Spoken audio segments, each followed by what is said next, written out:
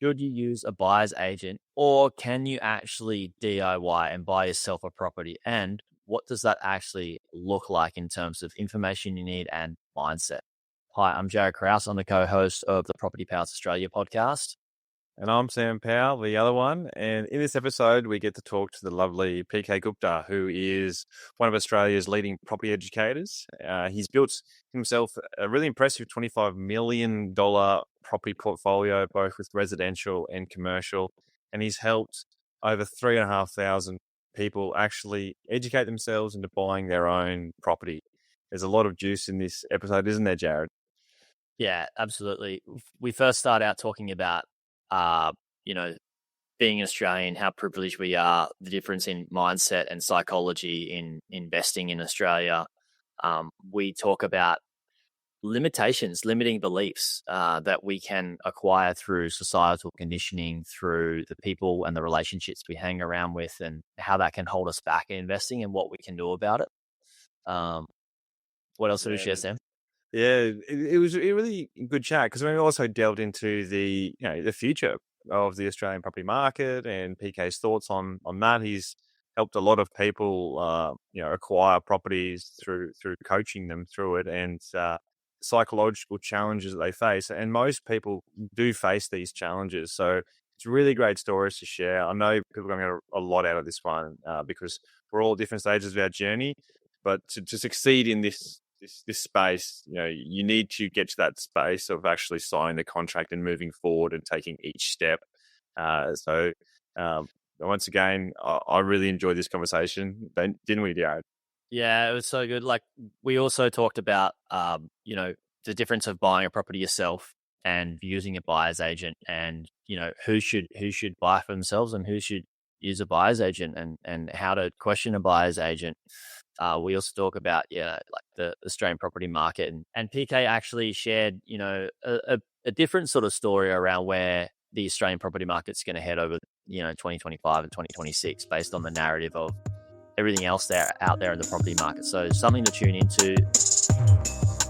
Welcome to the Oz Property Investment Mastery Podcast. My name's PK and I help busy people build passive income by buying top 5% growth and cash flow property and build a portfolio using data without wasting months doing research, spending weekends at inspection or catching flights, or dropping $10,000 to $20,000 on buyer's agents every single time. So if you're confused, lack confidence, and just overwhelmed with all the information and marketing misinformation available online and don't know where to start, then this show is for you.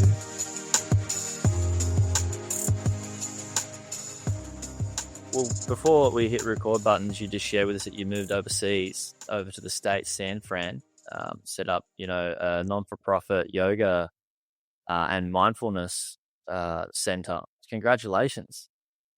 Sam was saying that he heard you a couple of years ago on a pod sort of share that you were going to do that, and then COVID happened, and now you've made it happen. So how's that? So it's a lot for the old nervous system to take, moving countries, albeit maybe temporarily, because we still have our home on the Gold Coast, with a 6-year-old with schooling. And yeah, it's just like probably the biggest, I don't know, maybe the biggest thing I've ever done in that sort of way. But yeah, I know you, Jaryd, you're in Indonesia, you've moved to Indonesia. So it's like sometimes you have to, you just have to like push outside your comfort zone and sort of try to find a way to kind of maximize your, what you can do for the world, for yourself, your family, and for the world. So we thought we always wanted to sort of be here in the sort of Silicon Valley area with a focus on mindfulness and meditation. And yeah, COVID happened in the middle, but we're really glad to be here. And I can tell you, people definitely need it here. From kids all the way to adults. They kind of have, I don't know, in Australia, we don't really kind of chase after material things so much. Like, it's more of a laid back sort of vibe. But in the US, I suppose the psyche is different. So everyone's chasing after the money. But in Silicon Valley, most people have the money, but they're kind of super fried and they're not really very happy. So yeah, we're just trying to see if we can add value to this space. Yeah. I love that you mentioned that the psyche is very different. Being in Bali, there's all walks of life, and it's very multicultural here. And I used to work with helping just Australians acquire online businesses. Now it's mostly just US based investors, and the psyche's so different. And I love working with Americans because they're so, like, in terms of getting results, they're just go getters. But I don't think we actually realize as Australians how privileged we are when, like, I say to my friends, like, Americans are go-getters because they have to be go-getters. Australians can be like, we can be lazy and laid back because, like, we can literally lose all of our friends, all of our family, all of our money and our health, and we'll get free healthcare, and the government will give us money for food and shelter and give us Yeah. incentives to, like, go out and do things. And it's like, in America, like, that you have to fight, it's crazy. Yeah, yeah. And it's just that visual imprints of you have to fight are everywhere, especially like, I'm not in San Francisco, I'm Silicon Valley, but even here there's just like there's such a vast disparity between haves and have-nots. And so even if you're, not so much like, have to fight mentality, when you see people that are like, just today I had like this a small example, like this gas heater in my patio kind of went out. So I had the guy come over, like a technician, and to fix it. And he was just started telling me his life story for some reason. And it was just like, one thing after another. And then at the same time, my wife she was to get her acupuncture appointment, and her acupuncturist was telling her like of her like sob story. And I was like, everyone has their story, and everyone's just like really needing to fight to stay afloat, in these stories or in these areas that we're living. And so it's like when you see those mental imprints and when you're associating with that, it's like, yeah, your nervous system kind of peaks up. It's like, even if you're comfortable, you're like, oh, damn it, I don't know if I'm comfortable enough. I need to keep pushing. Right, Yeah. right, yeah, yeah. It's a good point. I'm just trying to. This is something that I've been, discussing in my own brain and seeing in Australia too. Like, is the erosion of the middle class, and obviously the American market is far greater, and it obviously leads that way. And Australia seems to follow maybe a number of years or decades later. And I guess that's like we do live a very comfortable life here, but I'm seeing it definitely shifting. And it's funny you just say that because obviously we're a property podcast, but it's probably also just like in your own journey, you're all about giving back to community to help them grow their wealth. And those comments that you're making, it's just so true. Where there is this divide happening, and then you're also going up against the haves and the haves nots. But there's a multi-billion-dollar marketing industry convincing people to take their money out of them, and they're hitting this short-term dopamine hit, and they're not focusing on that that longer-term vision, which it gets harder and harder and more stressful. And it does feel that later in life you become a little bit more jaded if you haven't focused on that earlier in life. Do you think that's a fair call? Yeah, I think the middle class, like, in Brisbane, growing up in Brisbane, you never really thought about inequality, or you never really thought about like rich people or poor people, just to use those terms. It was just like everyone's equal, doesn't matter which uni you go to, doesn't matter like anything. You just like, it's fine. And then I feel the Gold Coast is very similar as well. But like, I think if you go to Melbourne or Sydney, and I don't really like going to Sydney so much. No offense to anyone who's in Sydney, but like, it's just as soon as I hit the airport, it's just like, it's just like everything hits you, and all of a sudden, like you have to you have to be on guard, and you have to like be alert to achieve, even just to get an Uber. It takes like 10 minutes to walk to the Uber place, and it's just like the car park's a mess, and then you go and anyway, it's just probably like one perception, and people who live in Sydney are probably like, nah, it's fine. But I feel that Sydney and Melbourne being like the bigger world cities, it's like a cutthroat sort of dog eat dog kind of environment. And I don't think it ever used to be like that. Like, even when I remember when my wife, she came with her family, like her mum and dad and stuff, in 2004 from England. They migrated, and she was telling me how 2004 Sydney is like what Brisbane is now, or Brisbane was 5 years ago. Right. Wow, And things have changed so much, from traffic to like the need for external things for validation, like, types of cars that people have or stuff. It's completely different. And yeah, drawing it back to America, I feel that Sydney's probably where America, or big cities in America, were 20 years ago. I don't know if that's true or not. Sam and I were in I want to bring this loop this back into property soon, but Sam and I were in the in Miami, Florida, probably in 2011, Sam, and we're like, Miami, Florida is like the Gold Coast on steroids, and you can see the last decade the Gold Coast has gotten that way. Talking about like changes in markets and life, like COVID was an interesting few years, right? I didn't want to start the pod on this question, but we may as well while we're here. Like, the next few years is looking interesting. Like, we've had Darren from Property Share Market Economics on the pod talking about the 18.6 year market cycle. How do you see the property market evolving over the next few years in Australia?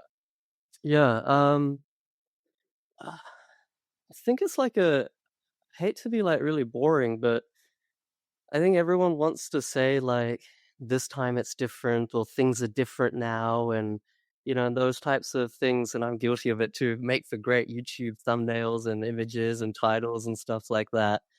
But like, if I look at 2025 versus any other year, I don't think things are that different. I mean, if it all boils down to it, you're buying, everyone says this, but I'll just say it anyway. You're just buying one property on one street, one suburb, and one city, regardless of what's happening to the world: wars, interest rates, inflation, cost of living, inequality, middle class, evaporation, currency debasement. We can get into all that sort of stuff. But at the end of the day, you're just buying this one asset, and it's dictated by its local supply and demand dynamics. So when it comes to like the 18.6 year cycle, which I think is thematically, not I think, I mean, my opinion doesn't really matter, but if you look at the data thematically, yes, there are cycles. There are short-term cycles for the real estate market in Australia. There are long-term cycles for the real estate market in Australia. You might have a long-term downturn, but short-term upturns, vice versa. But there's no such thing as an 18.6 year prescriptive cycle. I mean, that's more of a American / global thematic, not just pertaining to property prices. So I think, according to that, we're due for a pretty big downturn in 25, 26. But I'd love to come back in 2 years on this podcast and be like, prices are up, so because that's what's going to happen. There's going to be Sydney, Melbourne this year is probably going to tank 5%, maybe 10%, depending on what happens to interest rates. But then there'll be other areas that go up 5, 10, 20, 30, 40%. So it's like, personally, I don't see like the value in like an everyday investor, not an economist or some sort of market analyst or something like that. But everyday punter, I don't see the value in sort of deep diving these theories, because I mean, you're not buying the theory. You're not buying like an index of the entire residential real estate market. You're just buying one property. And if you get it right, that thing's going to go up. Yeah, and there's so many different like nuances when you're going into property too, but also the knowledge and education that you do get, it helps to de-risk it, especially when you understand that with property, right, it's not an investment class. It's predominantly, it's a shelter. So it's an interesting market. And then even during the GFC, there were still places like Bendigo, Ballarat that saw price increases, right?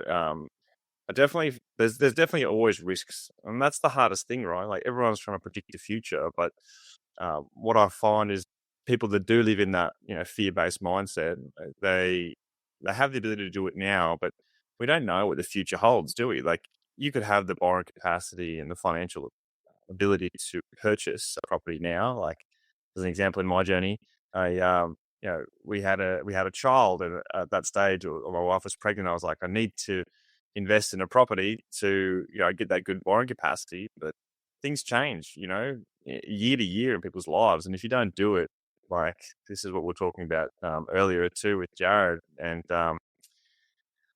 you know, that wealth divide came from people that actually had the action to buy an asset that appreciated in value, and those that didn't, over the last 5 years, it's really hard to see the disparity that's come as a result of it. So it's an interesting point that you make. Markets within markets, as they say. Yeah, I love that. That's a good explanation, Sam. Of like, you've got the market situation that people really, really focus on, but forget their life situation, like where you're at in terms of financially being able to acquire a property, where you're at in life events, in your career and your family, and that's another really big one to navigate, right, PK? Yeah, I feel like there's like both sides to it. A lot of people have the wherewithal and the finances and everything to buy real estate, but then, like you said, Sam, they don't take action. And then there's the opposite where people kind of overstretch themselves because they see an ad, or their mate made $1 million in COVID and they're like, they got the FOMO. They're like, Right. comparing themselves to others, and they're really, because of cash flow constraints, they're really putting their family under pressure. But they're just like, I feel that they have this. I see this a lot in my Facebook group. A lot of people see great results that other people are achieving, and then they put all this pressure on themselves as if by 35 or by 40, you're not a good person unless you already have a $2 million portfolio with an LVR of 50.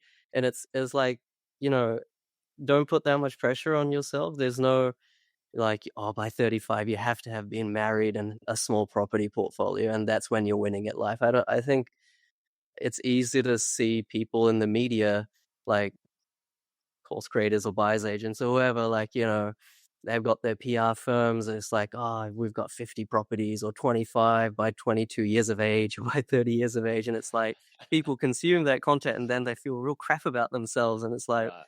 oh, I live in Sydney. I just got like this one property. It's just my place I live in.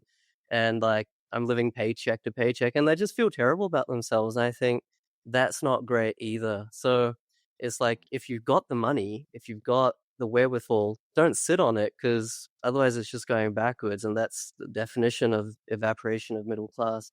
But at the same time, like, don't confuse your net worth to be your self-worth. And I think that's a Yes. really important thing.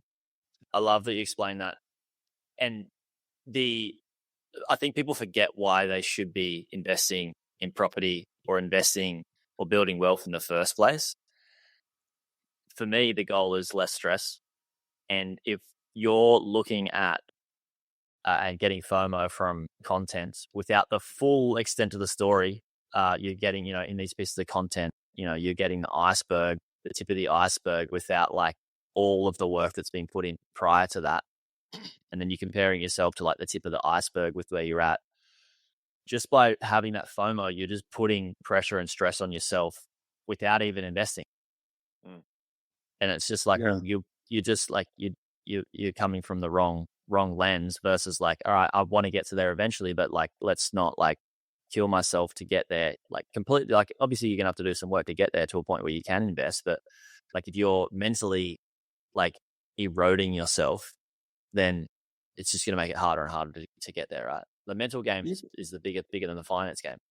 You probably see this, Jared, in because you're in the like online websites and digital space in terms of trading businesses and things like that.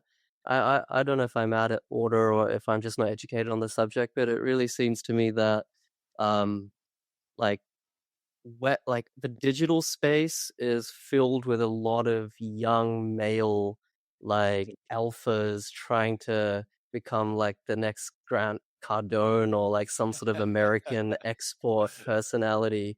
And it I'm, all credit to anyone who's made it or is making it, but it just feels like really toxic. And I don't want like that, because then people are like, they question their masculinity if they don't have X followers, or X watches, or X cars, or Right. X whatever. And the risk is that sort of I don't know, ecosystems vibe seeps into the property vibe because it's been so easy to make money, just like it has Yeah. been so easy to make $1 million. I mean, anyone who started anything digital, in the 2000s or even 2010 to 15, I mean, you'd be hard pressed to find someone that was sort of half clued on that hasn't done well for themselves. Right. And then it's just easy to turn on a camera and look at, and be a talking head and just talk about that you're an expert, doing it when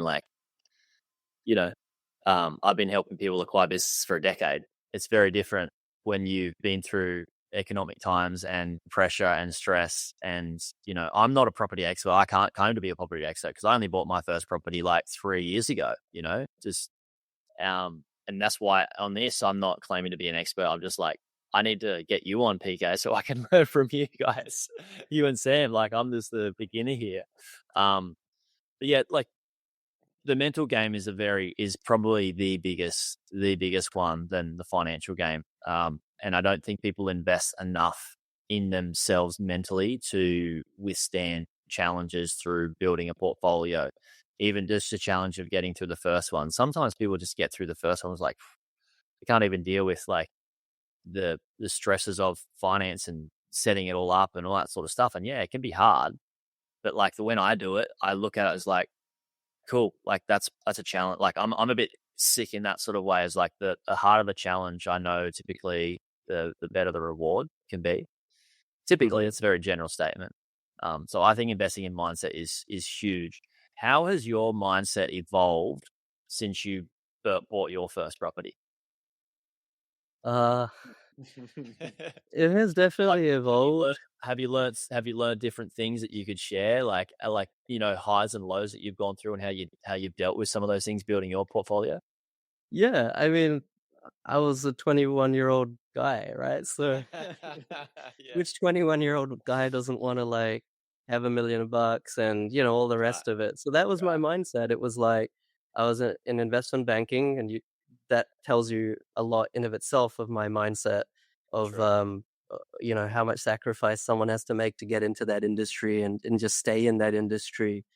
And yeah, I mean, I said it before. I remember when I was like 14, I used to Google like how to make a lot of money, highest paying careers. And that's Mhm. why I found investment banking. I was like, this is what I'm going to do because I want to make 6 figures out of uni. And that's what I did. But um, yeah, it was like really hard work. I'm like kind of like a lazy person. So it wasn't really for me. It was really intense. It was like 90 hours a week. So Wow. yeah, property for me was like, it was like the only other alternative because even though I was in the stock market or equities market, I wasn't really able to make that much money. Even though I was like on the inside having access to people that normally folks wouldn't have access to. I don't know if it was just me, but I just couldn't make that much money. So for me, real estate was the only other alternative. And for me, it was like, I just have to go all in and really make this work for me because otherwise I'm stuck, making great money, but working 90 hours and my boss was working even more and his boss was working even more. I don't Yeah. think there was a single female on the floor. That kind of also tells you about the kind of culture Mhm. on the trading floor and the equities research area.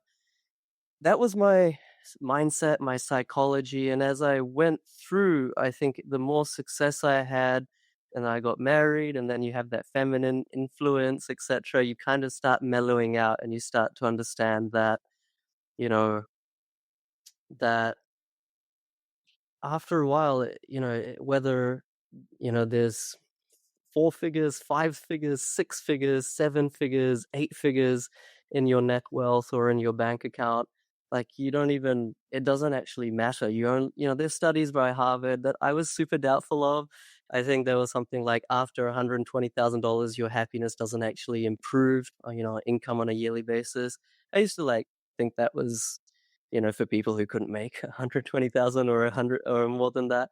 But my experience has been literally that. And once I got to 120K passive, I'm at more than that now, but I don't feel that I'm any happier.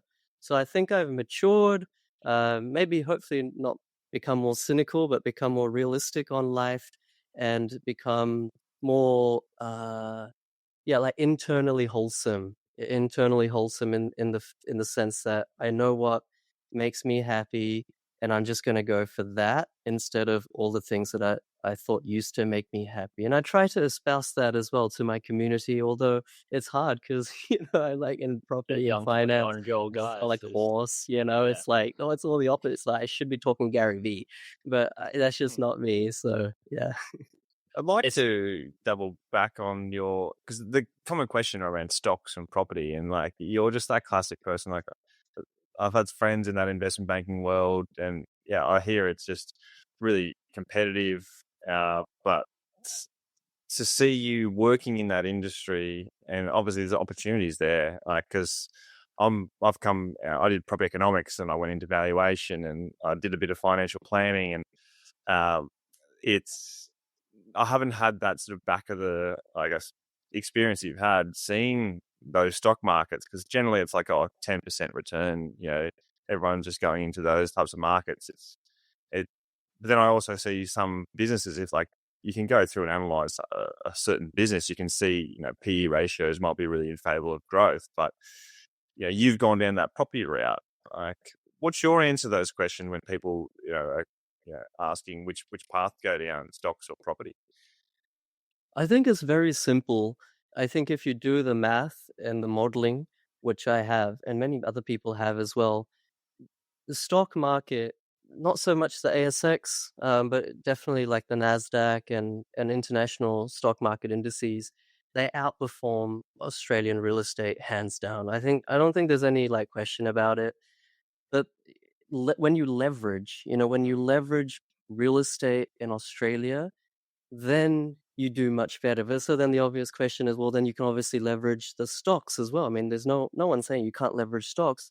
Most banks won't let you up beyond 50%, but some will up to 80%. In fact, you can take equity from your PPOR, use that equity to leverage to the moon if you want, and get into whatever index or ETF, etc. that you want, which has historically outperformed the sort of 7 to 8% growth in Australian real estate.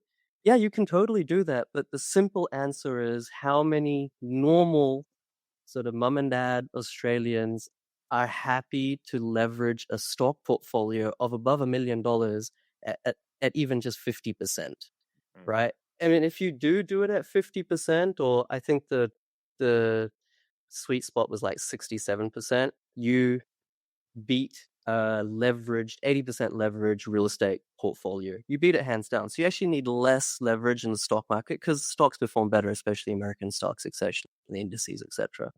But who has that kind of risk appetite? And I know a lot of my investment banking buddies, they always they pin me down. They're like, oh, you'd be making so much more money if you invested in this, that, and the other. But I'm like, well, did you invest in that? And did you take out a $600,000 loan? And they're like, no. Well, I'm like, well, then I just beat you. It's like, and that's what it comes down to. It's the emotional roller coaster, isn't it? Jaryd and I remember Jaryd back in the day, he was, oh, mate, do you remember that Excel spreadsheet? You're like, if I just invest this much money, then I might have been like 18, 17 maybe. Like I started investing in the stock market with Dad when I was 15. I was like, did the compounding effect. And I mean, I just didn't have the emotional fortitude to make that happen, right? Like to stick with it, Sam. Oh, well, I was the same thing, but I also went further down that, like the typical, I guess, I'm seeing it now too. Maybe it's a reflection of the market cycle where you see all these currency traders and everyone's selling you a currency trading course. And, it's very interesting. The older you get, the more time you get to reflect on it. But, you make $2,000 in a day and you're a genius, and you lose $2,000 the next day and you just hate yourself. And for me, that, like adding leverage to a more volatile market. And that's what I loved about property, because you can't really see its true value every day. Like that's what people do. They're on their phone, and it really affects their emotional state. Which, going back to what we were talking about earlier, there's so many different elements in life that people seem to just focus purely on wealth, and then they forego their health and good relationships just to chase that wealth. And that's something that I was bestowed upon with my dad. It was like, focus on health first, then good relationships, and then wealth. Because, you could be the richest guy in hospital with no friends or family around you, and all you want is your health back. And it's it seems to be really great advice. So cheers, Dad. That is great advice. I love it. And as we just age, we start to realize, like, you know, you're the asset, right? Without your health and your emotional fortitude being the asset, the real asset, you're not going to be able to put that towards leveraging investments. PK, I want to ask you about, like, you know, you've helped a bunch of people, like so many people, 3,500 properties acquired, probably more now since you know, I don't know how old that is on your site, but through building property portfolios and helping people build out property portfolios, where do they get stuck typically? What are like 2 to 3 places they typically get stuck that we can share with people to sort of get prepared for, so they don't have to get stuck themselves? Yeah, that's a really good question. I think the first place they get stuck is in their limiting beliefs. So I think they're due to childhood traumas, or not even like massive traumas, but just childhood experiences and association of their, you know, what their parents were like, or like the type of people they hung out with at school. They have these limiting beliefs that I can only do this or I can't do that. And even if they have like a system, even if they have everything, tools, people, everyone there to help them, it's this kind of self-limiting belief system that overrides from a subconscious level and stops them from actually taking action. So, you know, you can have a person who's found the best suburb, quote unquote, you know, best property, and then it's like, you know, they've called the agent, and it's like, you know, they've got the agent to agree the right valuation. They're not overpaying for it. They put the right terms in the special conditions box. They've done all the detail, like everything. And then it's like they just can't seem to sign the contract. And it's like, you know, well, what's the problem? Let's go through it. Like, let's go through the 5 why analysis. Why can't you sign it? They're like, I'm not sure about it. Okay, well, why aren't you sure about it? Oh, I'm not sure about the suburb. It's like, oh, why aren't you sure about the suburb? Uh, I mean, I've done all the data, but what if the data changes next year? Well, why do you think the data will change next year? Well, you know, what if there's a recession? Or why do you think there's a recession? And it's like this infinite, you know, regress, this loop. And it all comes down to their mindset. And it's more than their mindset, it's at a subconscious level. And, you know, I'm not a psychologist or a psychiatrist. I can't sort of, you know, I can't sort of help them walk out of that. That's beyond my pay grade, so to speak. So I think that's definitely one area that people struggle. And of course, that is, in my experience, that's best overcome by seeing other people that are just like them, you know, similar backgrounds, maybe live in the same similar location in their city, similar profession. They see them taking action, then they're like, okay, a person like me can also achieve this. You know, it's phenomenal.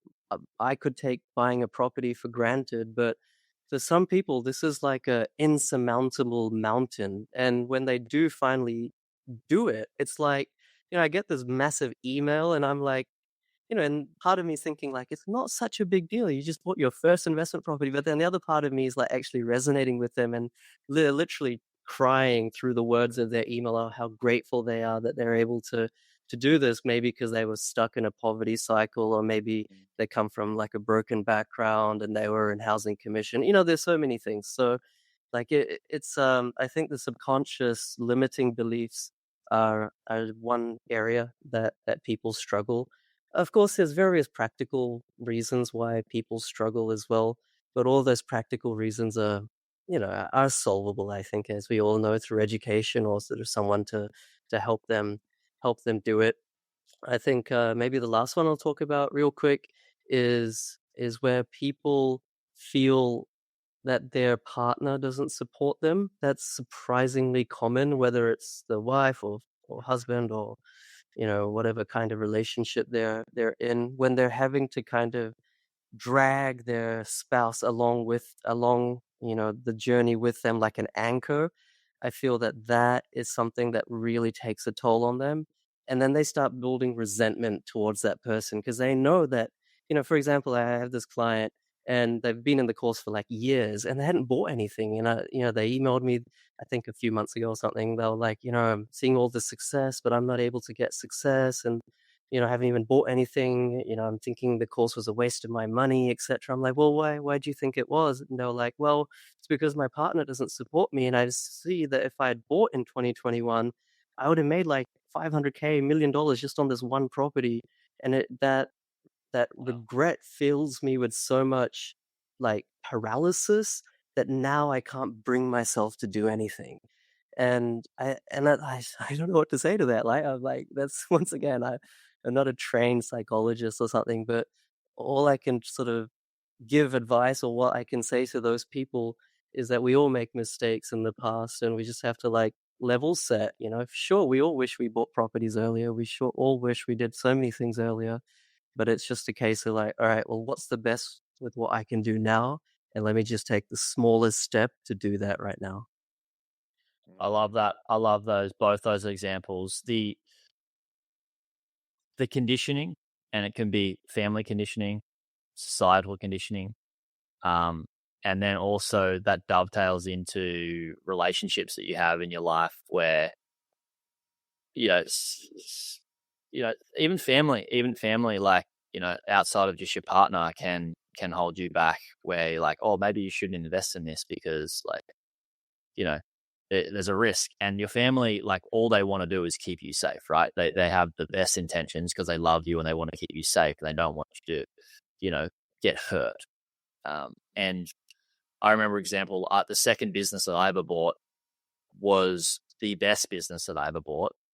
And I achieved 100% ROI in 7 months on that business. And I did due diligence for like over a month with my dad. And my dad was like, you cannot buy this business. Like, this is dumb, stupid mistake. You can't buy this business. And I went against dad, and my dad just didn't want, because it was risk, right? There was risk, but there was that awesome upside potential that I got as well.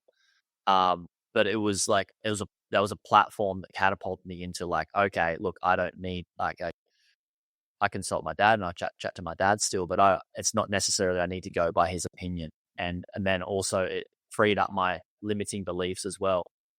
And so it also allowed me to put myself in different relationships. And that's what, like, you are the average of the 5 people you hang around with. That's a very general term.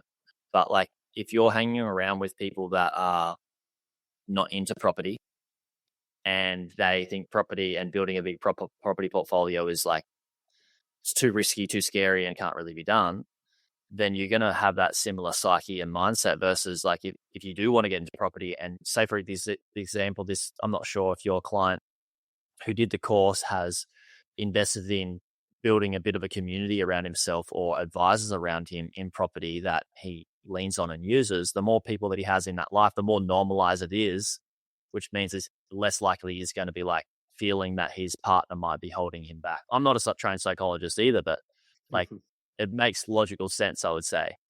Oh, mate, it's massive. I've got clients that are exactly that. Great deal. And then it's like, you just need to sign the contract and it's yours. And then it all unravels. And I resonate so much what you say. I think that's probably like where I've been leaning further and further into education. And, with that example, and I mean, we're just riffing it here, PK. So did the partner go through the course as well, like, to help educate, or like, do you not have knowledge on that? No, I think what it was is like the partner never thought buying a property was a good idea. Like, investing in property was a good idea. The partner never thought buying the course was a good idea. And like, there was just no support given by that partner to this lady. And so like, she had all this pressure on herself that I often get this, like, people, when they buy the course, they say, like, I've done this against my partner's wishes. I have so much pressure on me to make this work, because it's like $6,000 ain't cheap, and it's like, this has to work, otherwise I'm not going to hear the end of it. So, I don't know, even outside of finances and property, when you don't have a supportive partner, you just have that pressure, right? Like, I remember when I took my son out of he stopped doing soccer, and I wanted to do jiu-jitsu because I just felt that it was right for him. He's 6 years old. It's not a big deal. But, and my wife was like, like no one in our family's ever done martial arts. You're not exactly into martial arts. Like, yeah, soccer's great. Why are you taking him out of soccer? And it was just conflict of schedule. We couldn't do both in that particular time. And I felt like pressure, even though it's like a whimsical example. I was like, well, I hope he loves my jiu-jitsu, because otherwise we've missed the whole term for soccer and it's a wasted term. She's going to like, whatever. So, whatever it is, if we don't have our partner's support, then it makes things difficult. What to speak of something where you're actually spending half of their money, like $500,000 or 400K. So yeah, that was a bit of the background. I can only see the downside as well. Like with residential property, often there's cash flow where you're investing in that future. It might be a few $100s negative cash flow, and that takes away from that short-term dopamine hit that we were talking about earlier. And if you don't have that, partner on board with you, I can see how that could be really detrimental, because property is not a short-term game; it's a long-term game to see that success. I'm getting a lot of value out of just sharing these stories. So it is a psychological game, as you said, Jared. Yeah, such psychological game is the foundation, and then the finance game is so much easier once you have the ability to be confident, right, or have some level of confidence. Now, we're talking about like going through your course and buying property yourself. We talk a lot about, like, in the pod, other episodes, about like questions you should be asking buyers agents and how to choose the right buyers agents. You talk about it's not necessary to use a buyer's agent. I would love for you to explain how and why people can go through acquiring a property without using a buyer's agent. Oh, okay. Didn't expect to be asked this. I mean, I'll just keep it at a high level. So I think I'll just start off by saying a lot of respect for good buyers agents. And I think where I differ with a lot of people is I think that there's about 5% good buyers agents and 95% not so good buyers agents. And I think that's a little bit different from other industries, because the hurdle to become a buyer's agent or course creator or anything is non-existent. Like, it's basically nothing. Let's be honest, right? I could do it tomorrow, really, if I wanted to. Right. Yeah.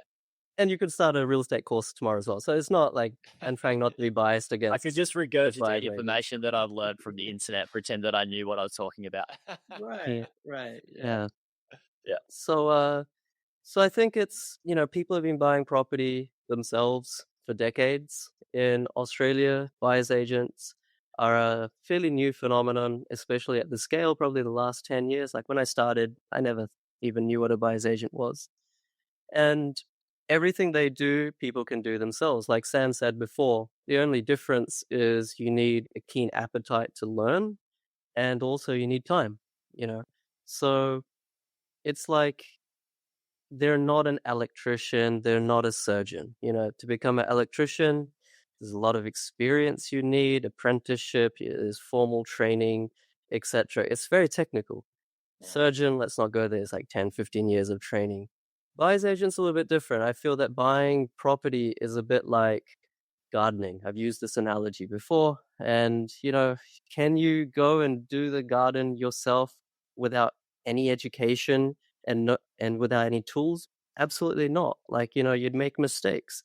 But if you go to Bunnings, get the right tools, you do a bit of YouTube, figure out in the right season what flowers and plants to sow, what seeds to sow, where to sow them, the shade, how the sun sets. So there's a bit to it. You can do it yourself. Of course, it's easy to outsource it to a gardener or a landscaper, and that's just like using a buyer's agent. The only difference is if the gardener or landscaper messes it up, the trees or plants or whatever, they generally grow back. Whereas if someone messes your wealth up, it's kind of a little bit different. So I'm a big proponent of being empowered and really understanding that no one cares about your money as much as you do. And that includes me. Like, I don't care about my clients' money as much as they do. And that's just a human fact. I think we all have to be honest and transparent about that. And that's why people really need to understand what they're doing and not outsource the accountability or responsibility. Insofar as like, how do you buy property yourself? I mean, it's not rocket science. I think everyone knows how to do it. These days, there's so much data. You select the right location, street, property based on both online, offline data and phone calls to local boots on the ground people like property managers. Everything's done virtually these days in terms of contracts and everything like that. You get the inspection done by locals like property manager, building and pest inspector. I mean, I could go through it all, but it's anyone can do it. It's pretty easy. Yeah. Also find that like when you're buying your first property, it depending on where people are at financially, to pay 15K for a buyer's agent fee, it can dig into the deposit when you're buying your first property. And some people have less money but more time, and there's other people that have more money and less time, or want to spend less time on it themselves. So there's different horses for different courses, right? And I think I think the better decisions you make are the decisions based on the more education you have. Yeah. Look, it's buyer's agents are like a expensive labor hire. If you don't have time, have a buyer's agent do it for you. Yeah. But I think, like you were saying before, Sam, like just be educated so you can verify what the buyer's agent is doing, and that will also make the buyer's agent's job easier because provided they're a good one, then they'll also agree with you and want to give you the requisite detail that you're after. I mean, too many times you have the 95%, which, it's crazy actually, because my clients forward emails and sometimes they're using buyer's agents. They'll forward the deals over and be like, what do you think about this? I'm like, what do you pay this guy $15,000 for? Anyway, and the email will be like 3 bullet points, be like, great street, great growth corridor, and X yield. And then they'll attach a core logic report that's rebranded in their colors and be like, make a decision. And it's like, well, how do you make a decision based on that? So I'm really talking about the 95%, like I said before. 5%, great buyers agents. They've bought for years. They've built up a portfolio themselves as well. They're ethical. There are some great ones out there, but oftentimes it's not really those that you find out about through Facebook ads or YouTube ads, or that often come on the mainstream podcasts. Yeah, there's there's good, there's great, and there's shit in every industry. Yeah. But there's like being in a space too, like marketing.